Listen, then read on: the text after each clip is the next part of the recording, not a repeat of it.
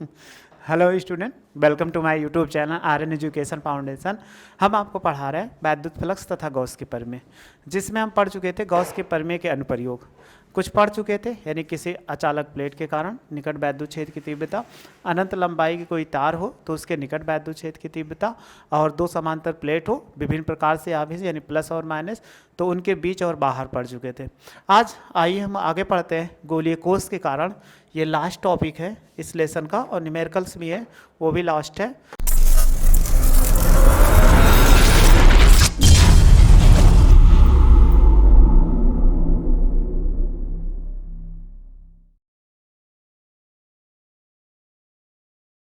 तो यहाँ पर लिखा गया है कि कह रहा है एक समान रूप से आवेशित, यानी कोई चालक है एक समान रूप से आवेशित गोलीय कोष। कोष का मतलब आप जानते होंगे, गोलीय कोष का मतलब कैसा होगा, देखो ये बनाया है तो बीच का स्थान कैसा हो, खाली हो, के कारण कह रहा है वैद्युत क्षेत्र की तीव्रता अथवा बिंदु आवेश के कारण वैद्युत क्षेत्र की तीव्रता ज्ञात कर रहा है। इंग्लिश में लिखा हुआ है electric field intensity due to a uniformly charge spherical shell, और कह रहा है electric field intensity due to of point charge. ये इस पे कह रहा है तो हमें ज्ञात करना है।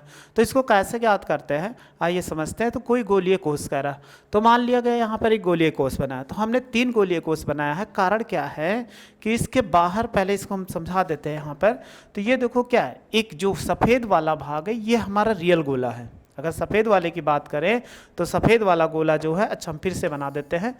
देखो सब, अगर इसमें गोले की बात करें तो पहला गोला जो सफ़ेद हम ले लेते हैं, ये क्या है हमारा मेन गोला, गोलीय कोष है। ये जो गोला है मेन है। अब इसका केंद्र कहीं ना कहीं जरूर होगा, तो आप कहोगे केंद्र यहाँ पे हो जाए।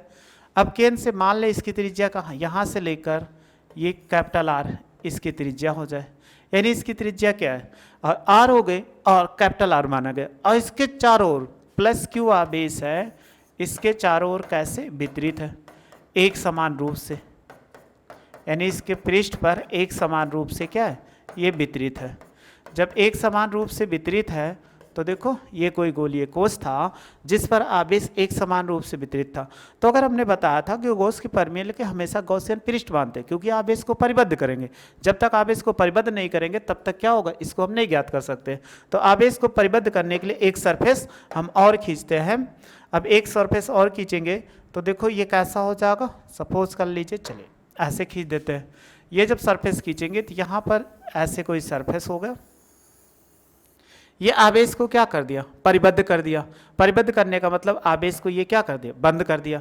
जब आप बंद कर दिया, क्योंकि आवेश एक अंदर हो गया, क्योंकि आवेश खुला नहीं रहना चाहिए। जब खुला नहीं था तो इसी के केंद्र ओ से, अगर ये केंद्र ओ था तो यहाँ से देखो इसकी त्रिज्या, जो इसकी त्रिज्या मान लिया जाए वो क्या हो, स्मॉल आर हो। अब स्मॉल आर दूरी पर ये बिंदु क्या मान लिया जाए, P, जिस पर आपको वैद्युत क्षेत्र की तीव्रता ज्ञात करना है। तो आवेश को परिबद्ध करें तो हमें मान लिया P। तो यहाँ पर देखो अगर एक स्मॉल एलिमेंट ले लें, स्मॉल एलिमेंट ले लिया P पर, तो वैद्युत क्षेत्र की दिशा किधर हो, प्लस आवेश है इसलिए बाहर की ओर होगा। और DA की दिशा, अगर ये क्षेत्रफल मान लिया जाए DA हो, तो DA की दिशा किधर होगी, उसी दिशा में, क्योंकि बताए थे तल के लंबवत। ये दोनों कैसे हो, एक ही दिशा में हो जाएगा। तो हमें देखो और भी ज्ञात करना होता, बाहर हो गया। फिर ऐसे हम क्या कर सकते हैं, इसके अंदर भी ज्ञात कर सकते हैं। अगर इसके अंदर के लिए बनाएं तो देखो इसके अंदर के लिए कितना हो जाए, अगर कोई गोलीय कोष ले लिया जाए, जब इस पर गोलीय कोष ले लेंगे तो अंदर के लिए निकाले तो कितना हो जाएगा, देखो ये अंदर के लिए हो गया। तो 3 स्थितियों पे ज्ञात कर सकते, बाहर, अंदर, ठीक है, और इनके पृष्ठ पर। तो ये तीनों चीज इससे हमें ज्ञात करना है वैद्युत क्षेत्र की तीव्रता। तो आइए पहले थोड़ा सा थ्योरी लिख लेते हैं। थ्योरी में क्या है, मान लेंगे, माना कोई विलगित गोलीय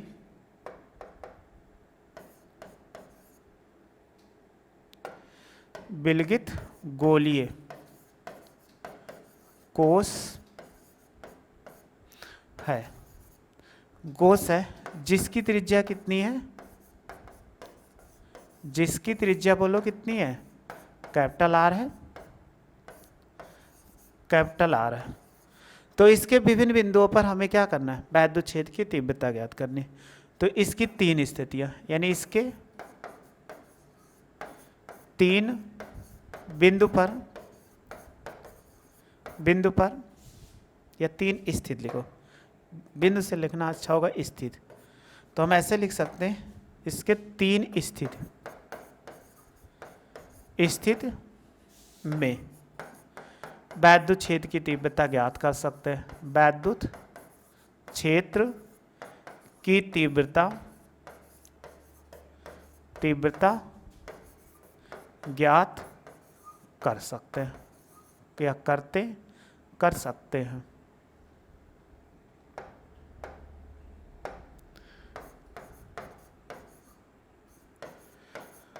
कौन कौन सी वो स्थिति है, आइए देखते हैं कि किस किस स्थितियों में हम क्या कर सकते हैं, वैद्युत क्षेत्र की तीव्रता की गणना कर सकते हैं। तो पहले स्थिति देखो, अगर हम ज्ञात करते हैं इसमें, तो पहली स्थिति हमारी क्या हो जाएगी, एक सेकंड इसको ऊपर कर दे, इसके बाहरी पृष्ठ पर, सबसे पहले बाहरी पृष्ठ पर बिंदु P पर गणना करते हैं। तो हम बाहर वाले बिंदु P पर गणना करते हैं। देखो बाह्य बिंदु पर 3 स्थितियों का मतलब, एक बाहरी पृष्ठ पर आंतरिक बिंदु पर।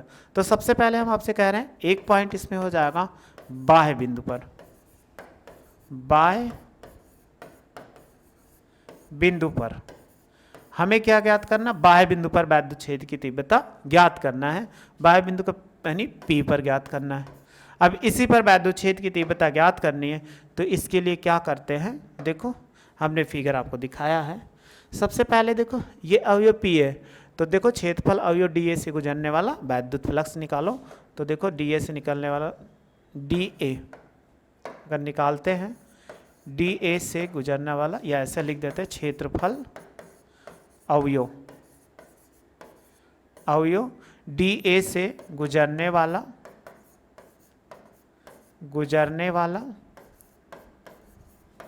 वैद्युत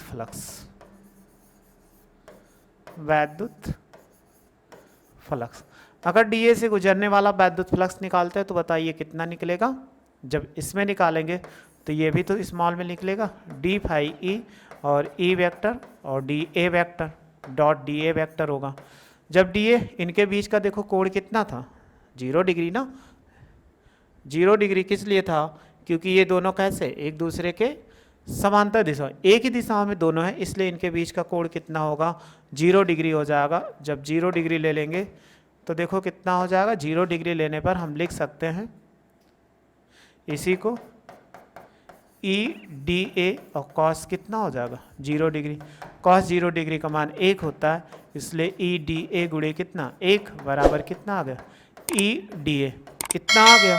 अब हमें निकाला इसके संपूर्ण पृष्ठ से, तो लिख सकते हैं संपूर्ण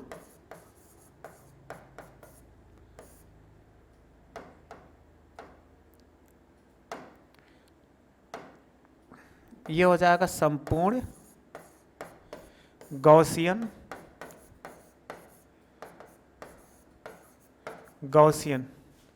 पृष्ठ से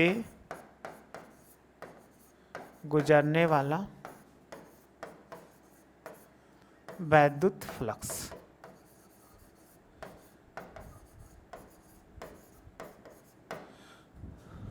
जब संपूर्ण से निकालेंगे तो इसी का समाकलन कर दीजिए, तो ये कैसा होगा, एक बंद पृष्ठ है, तो समाकलन d फाई E, और इस तरफ का समाकलन करेंगे E हो जाएगा और DA, क्योंकि ये गोला था इसलिए क्या करता है एक बंद पृष्ठ बनाता है। तो हम इनको फार्मूला बताए थे, जब फाई E लिखा है तो ये क्या दे देगा, फाई E दे देगा, E बाहर हो जाएगा और इसका समाकलन करेंगे तो DA हो जाएगा। तो इसका देखो DA का समाकलन करोगे तो कितना हो जाएगा, बोलो फाई E बराबर कितना होगा E, और इसकी वैल्यू कितना आ जाए A आ जाएगा। इसको इक्वेशन फर्स्ट मान लो, यानी इतना ज्ञात हो गया कि हम इससे बिंदु A से, यानी जो गॉसियन पृष्ठ खींचे थे स्मॉल r त्रिज्या का, तो वो क्या था कि जब इस स्थितियों में निकाले थे तो हमारा कितना EA आ गया। ये EA आ गया तो इसी से गुजरने वाला हमें वैद्युत फ्लक्स पता प्राप्त हो गया। तो आप पढ़े होंगे गॉस की परिमेय, तो गॉस की परिमेय की सहायता से निकालते हैं। तो देखो गॉस की परिमेय की सहायता निकालेंगे, लेकिन अगर हम इसके गोले का क्षेत्रफल ले ले तो कितना हो जाएगा, देखो ये त्रिज्या था इसी में, तो इसमें लिख सकते हैं स्मॉल आर ग्रेटर देन कितना हो जाएगा, small R greater than capital R, यानी बाह्य बिंदु। इसकी त्रिज्या क्या है, यहाँ से यहाँ तक आर माना, वो लिखा नहीं है, तो स्मॉल आर त्रिज्या है, तो इससे क्या करता है, एक गोलीय कोष बनाता है। तो गोलीय कोष बनाएगा तो इसका कैसा होगा, अगर त्रिज्या ले लोगे तो त्रिज्या लेने में भी, यानी वो त्रिज्या आर है और इसका वक्रपृष्ठ लेंगे तो कितना 4πr² हो जाएगा। जब 4πr² हो जाएगा तो आप 4πr लिखा स्क्वायर ले लीजिए। यहाँ पे ऐसे लिख देंगे, इसको हम ऐसे मिटा के लिख देते हैं, चूँकि देखो चूँकि कितना होगा, a बराबर 4πr², ये होता है, तो आप वैल्यू रख दो। फाई ई बराबर ई ब्रैकेट में कितना, ई ब्रैकेट में कितना हो जाएगा 4πr², ये इतना हो जाएगा। अब इसको एक मान लीजिए। गॉस की परिमेय से क्या होता है, गॉस की परिमेय से, गॉस की परिमेय क्या होता है, आपने पढ़ा था फाई ई बराबर Q/ε0, ये इतना होता है। ये वैल्यू इसमें उठा के रख दो। अगर ये वाली वैल्यू इसमें रखेंगे तो देखो कितना हो जाए, ई, चाहे इसको 2 लिख दो, तो ऐसे भी लिख सकते हैं समीकरण 1 व 2 से, 1 व 2 से।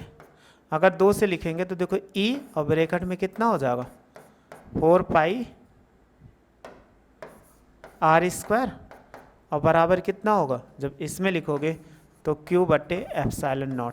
हमें किसके निकालना, वैद्युत छेद की तीव्रता निकालना है। तो वैद्युत छेद की तीव्रता का मतलब E होता है। E की वैल्यू निकालो, तो E की वैल्यू निकालेंगे, ये देखो गुणे में राइट साइड आएगा तो बट्टे में हो जाएगा। तो ऐसे लिख सकते हैं 1/4π, ये कितना होगा r², तो r² होगा और Q/ε0। तो हम इनको ऐसे भी तो लिख सकते हैं कि 1/4π ε0 को इसको कर दो और Q/, कितना हो जाएगा r² हो जाएगा। ये जब निकालेंगे तो ये किस पर होगा, किसी बिंदु R पर, यानी उसके बिंदु P पर बाह्य बिंदु से गुजरने वाले वैद्युत छेद की तीव्रता कितनी होगी, ये इतना हो जाएगा, E बराबर 1/4π ε0 Q/, कितना हो जाएगा r²। ये बिंदु P से गुजरने वाला जो वहाँ पे P दिखाया गया था, तो वो कहीं भी मान लिया जाए स्मॉल r त्रिज्या के कोई गोलीय कोष मान लेंगे, तो उसके कारण जब निकालेंगे तो वैद्युत छेद की तीव्रता 1/4π ε0 Q/r², ये इतना आ जाएगा। अब हमें दूसरा इसी में निकालना है कि इसके गोलीय पृष्ठ पर, सबसे पहले अब हमने निकाल दिया, अब दूसरा निकालना है इसके गोलीय पृष्ठ पर क्या होगा। जब गोलीय पृष्ठ पर निकालते हैं तो देखो कितना हो जाएगा, दूसरा कंडीशन, इनके गोलीय नहीं, अभी एक और निकल के आया, लेकिन अगर हमने पढ़ा था सिग्मा के फॉर्म में, एक और कंडीशन इसी में बनती है, तो उसको निकाल लेते हैं। क्योंकि पृष्ठ आवेश घनत्व आपने पढ़ा था, क्या पढ़ा था, पृष्ठ आवेश घनत्व आपने पढ़ा था, पृष्ठ आवेश घनत्व क्या पढ़ा था, घनत्व बराबर, बोलिए, सिग्मा बराबर Q/A। अगर हम Q की वैल्यू निकाल दें तो Q बराबर कितना होगा, ये हो जाएगा सिग्मा A हो जाएगा, यानी इसको इधर गुणा कराएंगे A होगा, बट A बराबर क्या था, सिग्मा 4πr², ये तो होगा। क्यों r² लिया जाएगा, क्योंकि आवेश जो वितरित था वो देखो किस पर था, ये सफेद वाले गोले पर ही तो वितरित था, यहाँ तो नहीं वितरित है। जब वितरित नहीं तो इसके हम बराबर लेंगे, ना कि आप स्मॉल r ले लेना, क्योंकि गलत हो जाएगा। आवेश वितरित है ये सफ़ेद वाले गोले के ऊपर, जब सफ़ेद वाले गोले के ऊपर वितरित है तो हम सफ़ेद गोले पर ही लेंगे और किसी पर नहीं ले सकते। तो इसकी रेडियस कितनी है, कैपिटल R। तो यहीं पर तो कहा हमने इसका पृष्ठ घनत्व क्या है, सिग्मा है, यानी इसका पृष्ठ घनत्व क्या था, सिग्मा था, ये सिग्मा है। तो हमें इसी में निकालना था तो हमने निकाल लिया, इसलिए वहाँ पर 4π कैपिटल R²। अगर ये वैल्यू देखो यहाँ पर पुट कर दीजिए, अतः अगर हम लिखेंगे अतः क्या होगा, E बराबर 1/4π ε0 और Q बराबर कितना, सिग्मा, और इंटू कितना 4π कैपिटल R² और बटे कितना हो जाएगा, ये R²। देखो ये 4π से 4π कट गया तो कितना बचा है, E बराबर, अगर E बराबर देखते हैं तो E बराबर देखो ये सिग्मा बचा और कितना बचा एप्सिलॉन नॉट और आर स्क्वायर बटे स्मॉल आर स्क्वायर। ये हमारा हो जाएगा वैद्युत क्षेत्र की तीव्रता इस पे न्यूटन प्रति कूलम। यानी दो स्थितियां ऐसे निकल के आई, जो बाह्य बिंदु पर एक ऊपर वाला आया ये वाला और दूसरा ये हो जाएगा, एक ये है एक ये है। तो आप पहले इसका स्क्रीनशॉट ले लो, फिर आगे और डिस्कशन करते हैं।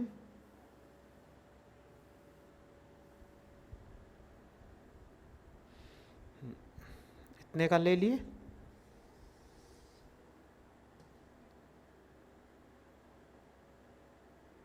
ये भी हो गया होगा।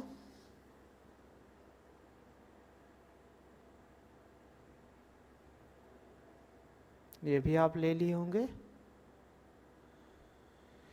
ये हमारी बाह्य बिंदु पर दो स्थितियां निकल के, एक ये निकल के एक ये निकल गए। तो चाहिए तो इसको आप मान सकते हो, समीकरण क्या हो जाएगा, ये थर्ड हो जाएगा। और इसको मान ले समीकरण कितना 4, मात्रक भी न्यूटन प्रति कूलम होगा, वो नहीं लिखा। अब देखो अगली स्थिति निकालते हैं। इसी में गोलीय पृष्ठ पर, अगर हम गोलीय पृष्ठ पर निकालते हैं तो देखो गोलीय पृष्ठ पर क्या होगा, गोलीय पृष्ठ पर मतलब स्मॉल आर बराबर कैपिटल आर, ये हो जाएगा।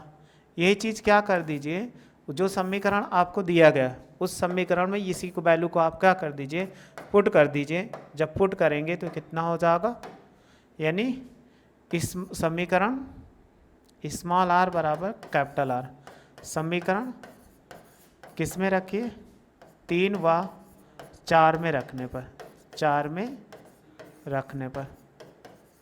तो देखो समीकरण 3 आप देख ही होंगे, अभी यहाँ पर हमने दिखाया था, ये स्मॉल आर है, इसी के कैपिटल आर रख दो और यहाँ पे स्मॉल आर के स्थान पे कैपिटल आर रख दो, तुरंत कैसे ये वैल्यू निकल के चली आएगी।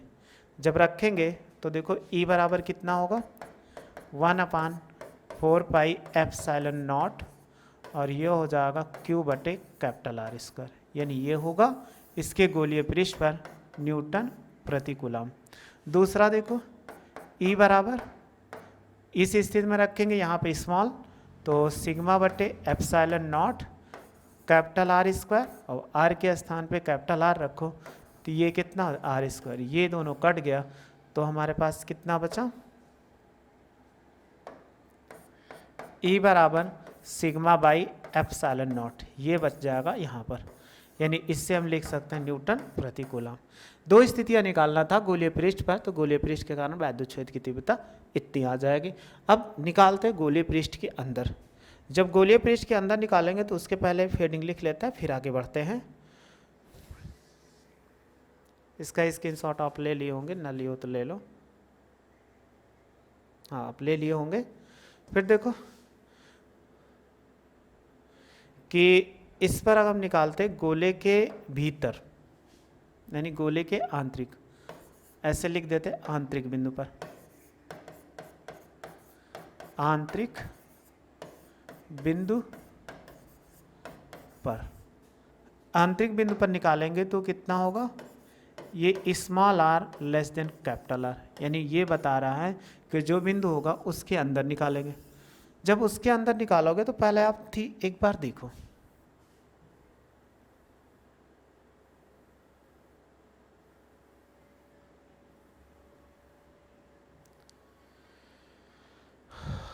हमें निकालना है इसके आंतरिक बिंदु पर। जब आंतरिक बिंदु पर निकालना तो क्या करें, ये आवेश इस पर भी है। अब आप कहोगे वितरित है तो इसके अंदर भी होगा। पहले आप एक चीज़ सोचो कि अंदर का भाग कैसा है, खोखला है। जब खोखला है, अगर आप जैसे हमने कहा ये कमरा हम खड़े हैं, इस समझ लीजिए कमरे में खड़े, इसके चारों दीवारों पर आवेश वितरित है, तो अगर हम बीच में खड़े क्या हमें करंट मारेगा, कहोगे नहीं, क्योंकि आवेश जब दीवार को टच करेंगे या इसमें डिवाइस करेंगे, यहाँ पर बीच में कोई आवेश नहीं है। जब आवेश नहीं है उसके, क्योंकि यहाँ में स्थिर आवेश चलनशील नहीं है, तो स्थिर आवेश ये आपको करंट नहीं मारेगा या कोई चीज़ अनुभव नहीं करेगा, तो यहाँ पर क्या हो जाएगा, आवेश जो होगा उसके भीतर उपस्थित नहीं होगा। यानी ये दिया गया है इस गोले के भीतर ये पृष्ठ पर आवेश है, लेकिन आप देखो जब इस गोले पे तो ये पृष्ठ पर, और ये कैसा खोखला है। तो अगर हम खोखले के लिए इस पर बात कर लें, यहाँ पर अगर हम ले लें P डैश, तो ये P डैश हो गया। तो P डैश होने पर P डैश पर ये आवेश को परिबद्ध कर दिया जिस पर गोले के भीतर कोई आवेश नहीं होगा। जब कोई आवेश नहीं होगा तो वैद्युत क्षेत्र की तीव्रता क्या होगी, शून्य होगी। तो लेकिन हमें निकालना पड़ेगा, तो आइए हम यही बगल निकाल देते हैं ताकि आपको अच्छे समझ में आ जाए। उधर वो नीचे लिखेंगे तो बहुत ज़्यादा, बस यहीं से देखो क्या निकालना है, आंतरिक बिंदु पर, आंतरिक बिंदु पर, आंतरिक बिंदु मतलब small R less than capital R. तो इसके भीतर अगर हम निकालते हैं सबसे पहले, अगर देखो ये निकाला जाए, सपोज कर लो इस पर निकाले, तो अगर बिंदु P से निकालेंगे, अगर यहाँ मानते हैं तो ये भी हो जाएगा। तो बिंदु P डैश से, P डैश पर वैद्युत फ्लक्स,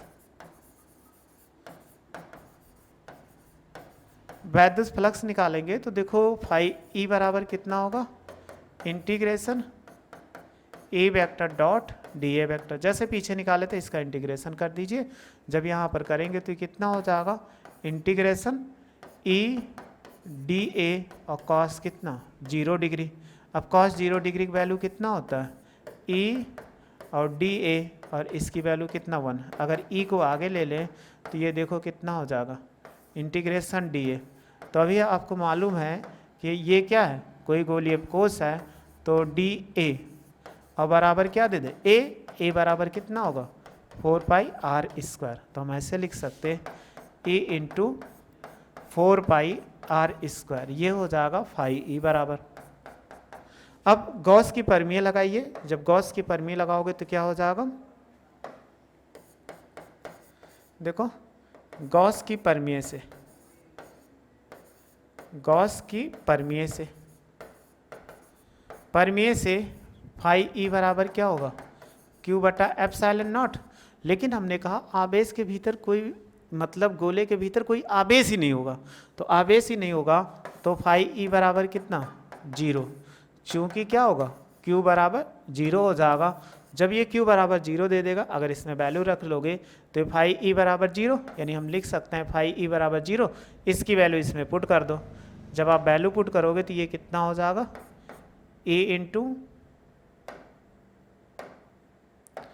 ई और इंटू कितना हो जाएगा 4 पाई आर स्क्वायर, अब ये 0 हो जाएगा। तो हमें किसकी वैल्यू, ई की वैल्यू निकालना था, तो ई बराबर कितना होगा बोलो, ई बराबर 0 बटे 4 pi epsilon naught, 4 by R square है, सॉरी ये आर स्क्वायर है, तो ई बराबर कितना 0। यानी अगर निकालेंगे तो इस बिंदु पर वैद्युत क्षेत्र की तीव्रता क्या सर्वत्र शून्य होगी। अब आप स्क्रीनशॉट ले लो।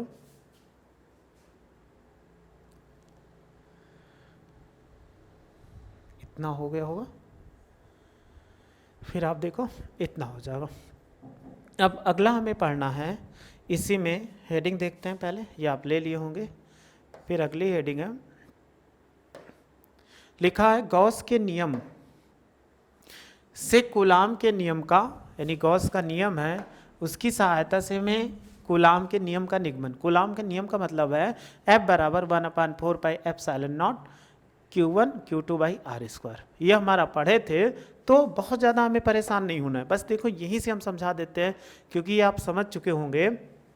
जब आप ये समझ चुके हो तो आपके लिए कोई ये प्रॉब्लम नहीं होगा कि इसमें कोई प्रॉब्लम होगी, क्योंकि उसी के बेस पर है ये। इसको एक से मिटा दे, पूरा नहीं मिटाना है हमें क्या करना है, थोड़ा सा मिटाना है। अगर हमें थोड़ा सा मिटाना है तो देखो हमें इसमें जितना ज़रूरी है, हमने एक चीज़ निकाला है इस में, तो सबसे पहले हम क्या कर लेते हैं, यहीं पर हमें ज्ञात करना है ये क्या है, वो हेडिंग के जाने दो, बस गोलीय कोष देखो। अब गोलीय कोष के कारण अभी हमने निकाला था इस बिंदु पर वैद्युत क्षेत्र, वैद्युत फ्लक्स ऐसे निकाला था ना यहाँ पर। अब ये देखो आप इसमें निकाले हैं, ये इतना आ चुका है पूरे पे। और एक चीज़ देखो, फिर हमने वैद्युत क्षेत्र की तीव्रता कितना निकाला है, ये गोलीय कोष के कारण। तो आपका ये आवेश जो हो जाए ऐसे फिगर नहीं रहेगा, क्योंकि आप सोच रहे होंगे ऐसे फिगर रहेगा, तो ऐसे फिगर नहीं रहेगा। हम मिटा देते हैं, एक सेकेंड,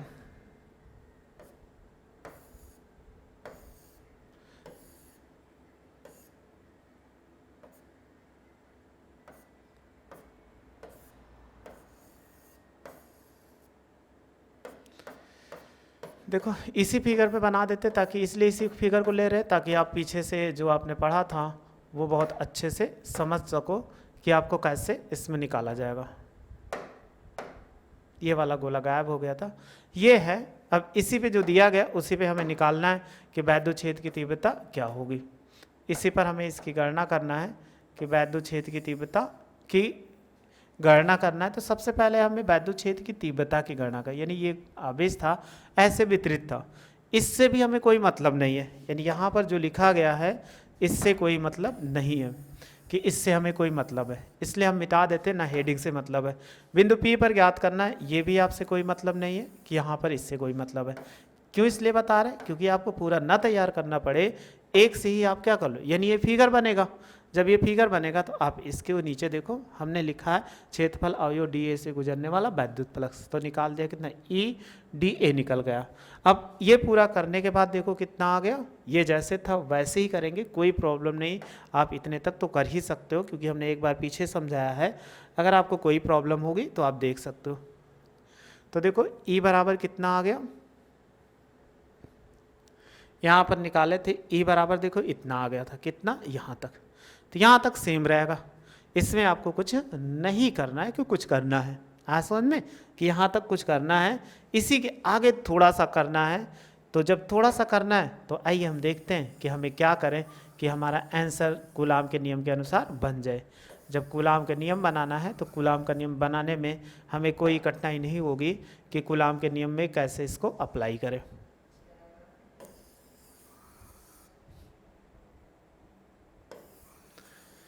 देखो एक सेकंड ये भी रफ कर दें, इससे हमें अब यहीं पे थोड़ा सा है, बहुत ज़्यादा लंबा नहीं है कि बहुत ज़्यादा लंबा है, बट देखो ये हमने निकाल लिया था।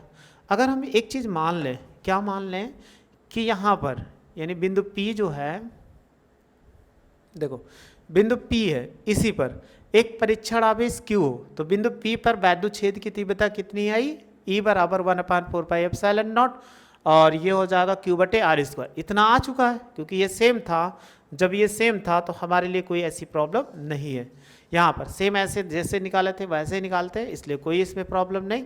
अब ये आ चुका है, अब इस पे जब आ गया तो अगर हम मान ले, माना बिंदु P पर परीक्षण आवेश, ये क्या हो, Q0 है। तो आप बताइए इस पे क्या था, अगर इस स्थिति पे देखा जाए कि इनके बीच लगने वाला यहाँ पर जो ये आवेश स्थित था, एक आवेश कहाँ पर स्थित था, यहाँ पर Q, और इसको हमने मान लिया Q0 यहाँ पर स्थित, वो Q0 यहाँ पर स्थित है। अगर Q0 यहाँ पर स्थित है तो इनके कारण वैद्युत अगर निकालेंगे Q0 तो ये क्यों हो गया, Q0 के कारण वैद्युत छेद की तीव्रता हमने ज्ञात कर, लेकिन इसको एक परीक्षण आवेश मान लिया Q0।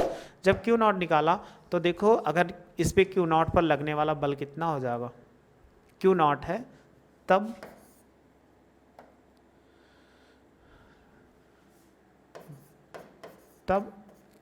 Q0 पर बल निकालो, तो बल बराबर कितना, यानी वैद्युत बल, तो F बराबर आप वैद्युत छेद में रखा है तो आप यही कहोगे Q0 E लगेगा। तो फार्मूला रख दीजिए, ये हो जाएगा Q0 और E की वैल्यू ऊपर निकाले 1/4πε0 Q/r²। इनको इधर गुणा करा दो तो F बराबर कितना होगा, 1/4πε0 Q0 बटे कितना, r²। ये इसका हो जाएगा, ये चीज़ हमें कह रहा था। तो Q1 Q2 के स्थान पे Q0 है, उससे कोई प्रॉब्लम नहीं होगी। बस कूलाम के नियम की सहायता हमने क्या किया, कूलाम के नियम ज्ञात कर लिया, वो भी किसकी सहायता से, गॉस की परमीय की सहायता से। तो अब इसका स्क्रीनशॉट ले लो आप, देखो कितना आसान था, बस जो हमने पहले किया था वही, ये फिगर थोड़ा सा चेंज हो, ये फिगर हो गया, ले लीजिए। इसके बाद हेडिंग से उधर कोई मतलब नहीं, ये आपने पहले ही पढ़ा था, उसी से रिलेट करके हमने क्या कर दिया, कूलाम का नियम भी प्राप्त कर लिया। इसका स्क्रीनशॉट ले लो। हमने पढ़ लिया गॉस के प्रमेय की सहायता से कूलाम के नियम का सूत्र कैसे प्राप्त करते हैं, वो आपने सीख लिया। तभी आपको बताया कि ये चैप्टर का डेरिवेशन जो सीरीज चल रही थी वो समाप्त हो चुका है। अब हम क्या करेंगे, नेक्स्ट वीडियो में इसका जो 2-4 न्यूमेरिकल्स है उसको आपको सॉल्व करा देंगे एनसीईआरटी बुक का, और जिससे आपको अच्छा नॉलेज हो जाएगा और पेपर में आप अच्छा नंबर प्राप्त कर लेंगे। अगर आपको वीडियो अच्छी लगी हो तो लाइक करिए, शेयर करिए और सब्सक्राइब करिए। वीडियो देखने के लिए थैंक यू सो मच।